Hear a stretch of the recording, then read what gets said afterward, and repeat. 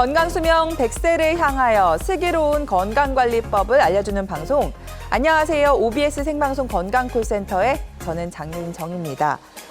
요즘 아침 저녁으로는 쌀쌀하지만 한낮에는 벌써부터 봄 기운이 감돌고 있습니다. 하지만 이렇게 일교차가 큰 날씨가 반복되면 우리 몸도 적응하기 어려운데요. 특히 신경계는 온도 변화에 민감합니다. 이런 급격한 기온 차이가 척추 신경통, 또 목과 허리 통증, 그리고 두통 등을 유발할 수 있다고 합니다. 척추 건강 관리에 더욱더 신경 쓰셔야 하는 시기라는 점 기억해 주시고요. 오늘은 큰 일교차의 허리 통증 주의보, 치료법에 대해서 알아보는 시간 마련했습니다. 여러분들을 위해서 문의 전화도 열어놓고 있습니다. 허리 통증 갖고 있는데 어떤 방법으로 치료할 수 있을까요? 궁금하실 것 같아서 저희 쪽으로 문의 주시면 되겠습니다. 참여 방법부터 안내해 드립니다. 네, 오늘 여러분들의 척추 건강에 도움 말씀 주실 전문의 모셔보도록 하겠습니다. 신경외과 전문의 권지웅 원장님과 함께합니다. 어서 오세요. 네, 원장님 시청자분들께 인사 부탁드립니다.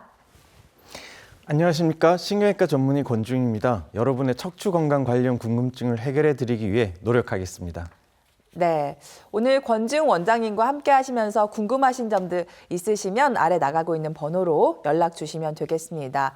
원장님, 이제 날씨가 풀리면서 활동량도 많아지고 하면서 척추 쓸 일 더 많아지는 것 같은데 생각보다 척추 통증을 갖고 계신 분들 많은 것 같습니다. 먼저 우리 몸의 척추는 어떤 구조로 되어 있는지부터 살펴볼까요? 네, 척추라고 하면 이제 우리 몸통에 대들보 역할을 하다 보니까 이제 굵고 긴 뼈로 돼 있을 거라고 상상하기 쉬우신데요.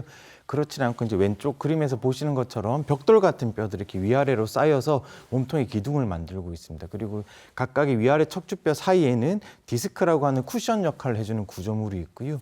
오른쪽 그림은 척추뼈의 이제 단면을 보여주고 있는데 척추뼈 중앙에는 이렇게 이제 구멍이 뚫려 있고 이 구멍으로는 이제 신경이 이제 지나가고 있습니다. 그래서 이 신경이 지나가는 이 통로를 척추관이라고 하고 뒤에서 이제 말씀드릴 척추관 협착증에서 이제 통로가 이제 좁아지는 병이 되겠습니다. 네. 이렇게 벽돌 구조로 돼서 하나의 집처럼 차곡차곡 쌓여 있는 구조라고 설명을 해주셨는데 집도 한 군데가 이제 막 무너지기 시작하면은 집 전체가 흔들리는 거잖아요. 허리도 마찬가지일 것 같은데 많은 분들이 고생하시는 대표적인 척추 질환은 어떤 것들이 있을까요? 네, 많이들 들어보셨을 텐데요. 디스크 탈출증과 척추관 협착증을 대표적인 척추 질환으로 꼽을 수가 있겠습니다. 디스크 탈출증은 일반인분들께서 흔히들 이제 디스크라고 많이 줄여서 부르시는데요. 앞서 그림에서 보여드렸던 대로 이제 디스크는 병명은 아니고 척추뼈, 위아래 척추뼈 사이에 끼어 있는 쿠션 역할하는 구조물을 뜻하고요. 이 디스크는 질긴 껍질 속에 이제 쫀득쫀득한 양상의 내용물이 차 있는 구조로 되어 있는데요. 퇴행성 변화라든가 아니면 외상으로 인해서 이 디스크 이제 껍질이 손상이 되면 껍질 일부 아니면 이제 내용물 일부가 함께 신경 쪽으로 돌출이 돼서 신경을 자극해서 증상을 일으키는 질환이 디스크 탈출증이 되겠습니다. 네. 허리 디스크 탈출증의 이제 대표적인 증상으로는 허리 통증을 꼽을 수가 있는데요. 이 통증이 이제 기침이나 재채기를 할 때 더 심해지는 경향을 보이기도 하고요. 허리뿐만 아니고 이제 통증이 엉덩이, 다리 쪽으로 뻗치는 이제 저림이나 통증도 같이 나타나실 수가 있고 통증이 심하지는 않지만 허리나 하반신 이제 무겁게 눌리는 느낌도 허리 디스크가 좋지 않을 때 나타날 수 있는 증상이 되겠습니다. 척추관 협착증은 이제 앞서 보여드렸던 이제 신경이 지나는 통로, 척추관이 좁아져서 이제 신경이 눌려서 증상을 일으키는 질환인데요. 앞서 말씀드렸던 디스크 탈출증과의 차이점은 척추관 협착증에서는 이제 디스크 돌출 외에도 신경을 둘러싸고 있는 관절뼈라든가 인대가 이제 전반적으로 두꺼워져서 이제 신경이 전반적으로 눌린다는 게 그 차이점이 되겠습니다. 네. 허리 척추관 협착증의 이제 대표적인 증상으로 허리 엉치 통증을 이제 꼽을 수가 있고요. 이런 통증이 이제 허벅지나 종아리, 발끝까지 이제 저리고 시린 증상도 나타나실 수가 있겠습니다. 또한 대표적으로 이제 오래 걷지 못하고 중간에 쉬었다 가야 되는 증상을 보이는데요.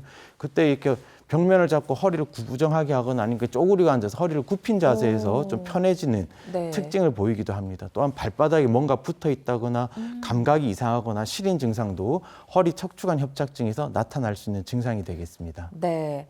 증상들도 말씀해 주셨는데 저거 내 얘기인데 하면서 공감하시는 분들 많으실 것 같은데요. 사실 허리 통증이 일상생활은 가능한데 조금 신경 쓰이는 정도의 통증을 갖고 계신 분들도 계실 것 같고 일상생활이 불가할 정도로 극심한 통증을 갖고 계신 분들도 계실 것 같은데 거기에 따라서 치료 단계도 달라진다고요. 네네.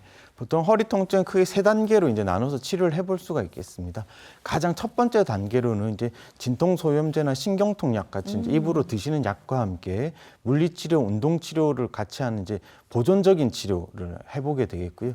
그 다음 단계 치료는 이제 허리 주사라고 많이 들어보셨을 텐데요. 네. 뭐 증식 주사 치료나 아니면 신경성형술, 신경차단술 같은 다양한 허리 주사요법을 받아보실 수가 있겠고, 주사로도 증상 호전이 없는 경우에는 양방향 척추 내시경술이라고 하는 채소침습 척추치료법 방법을 또 받아보실 수가 있겠습니다.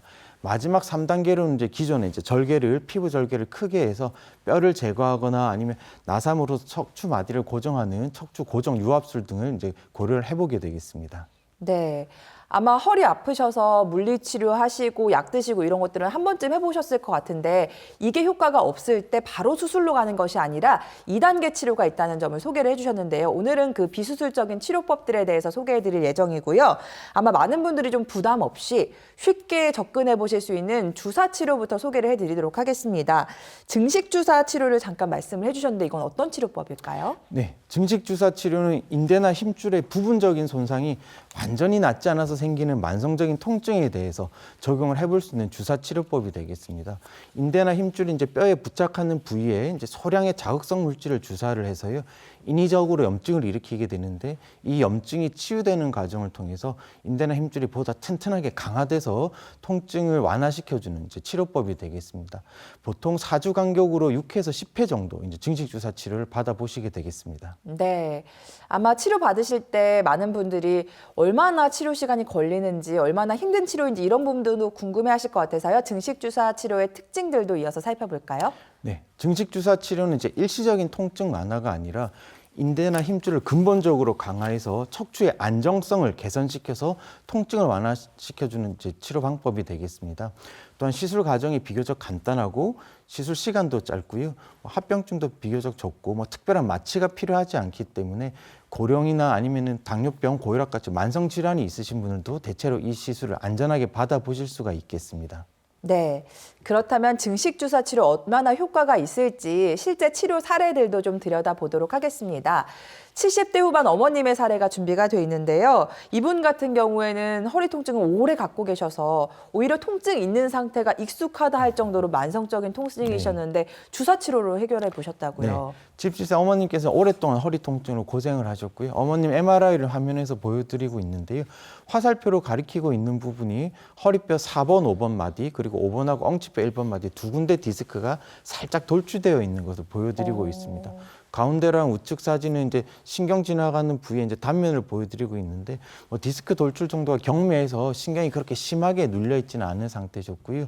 증식 주사 치료 이제 3회 받으시고 나서 이 만성적인 허리 통증이 이제 없어지셨고, 주사 치료 종료하고 9개월 시점까지도 통증이 재발 없이 잘 지내셨습니다. 네. 다음 사례는 50대 어머님의 사례가 준비가 돼 있는데요. 사실 스마트폰이 많이 퍼지면서 허리 못지않게 목 안 좋으신 분들도 네네. 많은데요. 이분은 목 쪽 척추를 증식 주사로 치료해 보셨나 봐요. 네.